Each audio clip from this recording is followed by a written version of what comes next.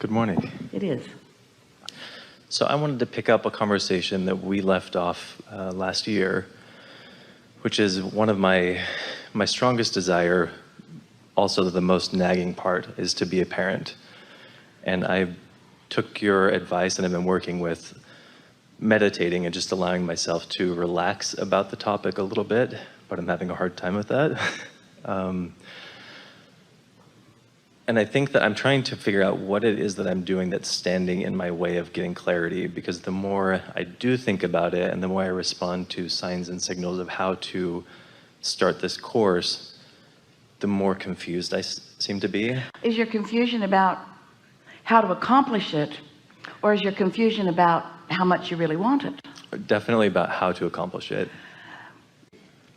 So what and why are clear to you?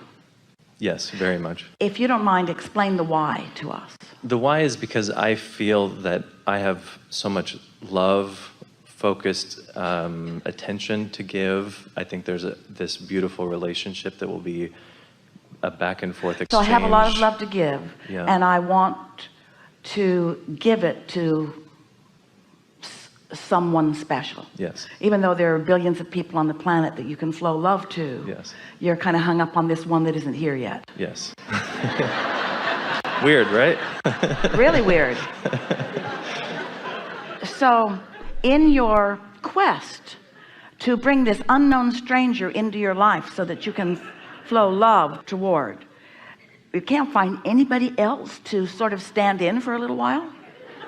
There's actually because a lot that of would solve the problem. Yeah.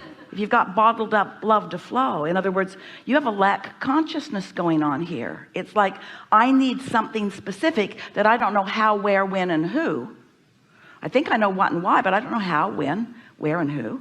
So because I've got this specifics that I haven't had an opportunity yet to allow the universe to yield it to me in a way that I'm absolutely certain, then I'm using this future experience that I want to call future as my reason to feel lack, because that's what's going on. You're feeling absence of something wanted. You're just making it up. You're making it up just like Esther was making up, what if I can't go and there's 1,000 people up there just wondering what to do next? Well, that's just an irresponsible and ridiculous thought. And so is this one really. Do you believe that it will be? Yes. So you know it's going to be, so it's an impatience because it's taking too long? Think about that. Wait, don't go off on a tangent. Okay. That's a very important question. If you know it's going to be, and we take you at your vibrational word that you do, then what is the impatience about? It's about timing. But what is the impatience about? Aren't there so many things that are going to become that haven't become yet? What the impatience is about, it's a human trait that we're trying to get you to all get over. It's a human trait of needing the manifestation of my desire to have manifested so that I don't have to do any work of focusing. I can just lazily observe.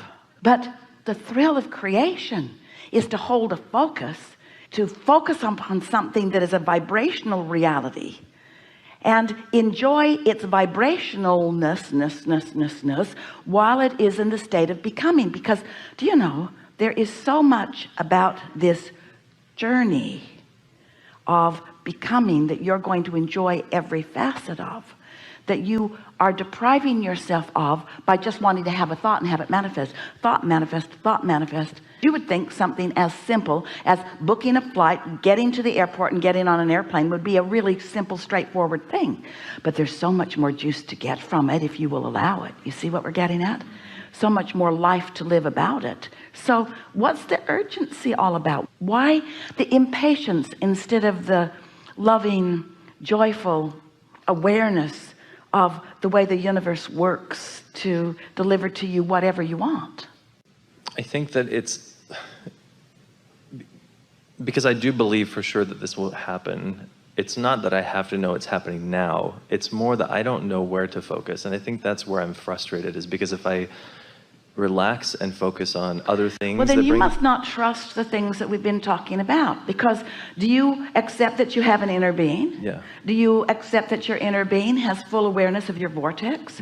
You just said that you believe that in your vortex is this that you want. So when you put those things together, I believe that it's in my experience, and I believe that my inner being, do you believe that your inner being is aware of it? Yeah. And do you think that your inner being knows what the path of least resistance, meaning, do you think that your inner being knows how to guide you around your hang-ups in order to get you to where you want to be? Yeah. Do you think that you are concerned about what other people think about it? Definitely. So it's not just your relationship with your own inner being that you're focused upon. It's your relationship with all these other people who have opinions about it. Well, that's your hang up right there. Do you know there are not two people in your life or in anyone's life who are in total agreement about what you should be doing? And you know what we think about all of them, they are irrelevant. So you've just got to clean it up between you and leave all of them out of the equation. But it's not easy to leave them out of the equation because you're talking about it all the time. And so people have got all of these opinions that are based upon how many airlines have been canceled in their life. Esther got all wadded up in something that had nothing to do with her moment in time. Not really wadded up, but it was an entertaining ride, as this woman recounted driving from Newark to Nashville in exactly the same situation. Esther thought, yeah, that's happened to me a time or two. Esther didn't tell her stories, but they were certainly activated. So you have something that you know you want. You believe that your inner being is aware of it. You know that your inner being knows how to get you in terms of manifestation from where you are to where you want to be. And so your impatience is about what? Is it taking too long? Here's what we really want you to hear, and this is what your last answer really indicates. If you know that when you ask it is given, and it is, and that source is all over it, and source is, and that your work is to then just line up with what you want and follow the impulse, and then you say, but I'm not getting any impulses, and that's what's confusing me. I don't know what to do. And we say, if you don't know what to do, then you're trying to do the to-do too soon.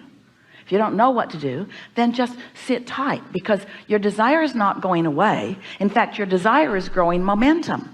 Your inner being is not ceasing to look at it. In fact, your inner being looks at it more and more as time goes by. And so the only thing that is required of you is that you stay out of the weeds. And by that we mean, don't try to push the noodle. Don't try to think the thoughts. Don't try to make a plan. What you want to do is to allow the plan of least resistance, the plan about the path of least resistance, the plan about knowing where all your resistant bugaboos are, which is talking to other people, talking to other people, talking to other, but the plan about that, just wait till something is really, really, really, really clear to you. Esther, as she was getting off the airplane, did something really wise. She went immediately to two people who knew what the scoop of the whole thing was, and asked them with clarity and sincerity, and got an answer back from them that was real. And instead of letting that sit, instead, just for the drama of it, she went down a whole lot of other rabbit holes, because when you hit yourself over the head with a hammer, it always feels good when you stop. So we know you all like the drama of it, but it's not necessary. You either believe in your ability to be or do or have whatever you want, or you don't. Do you? I don't know. I want to clarify one thing. So when I do have an impulse, there are some things that have been happening that are really clear. Is it that I just line up with the feeling that guides me toward and relax there, not with the big idea? Is that sort of the place of comfort? That's a really good question, and here's a really good answer. What other choice do you have? Drive myself crazy. Can you be other than in the moment? Can you be other than where you are? And can you do other than in this moment, follow the impulse of where you are? Could Esther transport herself to San Francisco instantly? I'm tired of messing around with this. I'm there. Or are there physical elements of being in a physical body that you have to allow the forces and the laws of your worldly environment to come into play? But if you hold your focus on the vision of what you want, and you don't get hung up on how it's going to be. This is a question that we're putting to you, to all of you, and we're going to do it with clarity and softness and slowness, because we really want you to consider what your answer is to this question. What's the rush? That's an important question. Well, we have a few important questions. What do you think is at the root of your need, because it feels strong, to involve yourself with so many specifics about this, rather than standing back and trusting? What do you think makes you want to dive in and get after it? Did you put the question in your mind? And can you put an equivalent subject in? What makes you feel the urgency or the necessity? Why do you have the drive to get after this? I think for me, it's because I'm applying my experience of my past, which is that if I focus and I work really hard, I'll get to where I want to go. That's true, but why? What is it about that that is so intoxicatingly, urgently important to you? What's your win in that? Probably to prove I was right. Yeah, you went right to it. To be right, to be worthy, to be good at what I do, to justify my existence. We're speaking from a human perspective. I've been in competition with so many about so many different subjects, and I want so much to be right that almost everybody has stepped so far away from your feeling of absolute worthiness and your knowledge of absolute trust in the universal forces. So you've created all of these scenarios, so you're battling yourself, because no one else is keeping you from anything. And mostly that battle is about me needing to be right, me needing to be good, me needing to be validated as being good. We said a few weeks ago at a gathering that we'd like you to envision making your transition into non-physical, and then when you meet up with someone that you can communicate with, you say, where's the list? And they'll say, what list are you looking for? And you'll say, the list of all the things I sacrificed so that I could be the good person that I needed to be here. And they'll say, oh, there's no list like that. What? Nobody kept track of all of the things that I didn't do that I wanted to do? Nobody kept track of all the things I did? Nobody kept track? No one's keeping track of that. There's no reward for everything that I sacrificed in order to be here in this good place. This isn't the good place. This is the only place.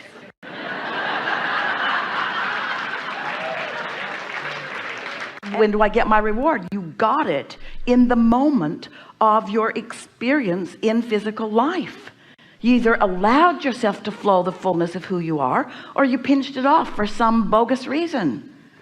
And so you felt it in the moment, your openness or your closedness, your allowing or your not allowing, your love or your hate, your trust in yourself or not, your belief in your goodness or your not, your belief in others or not. You see, kind of getting this a little bit?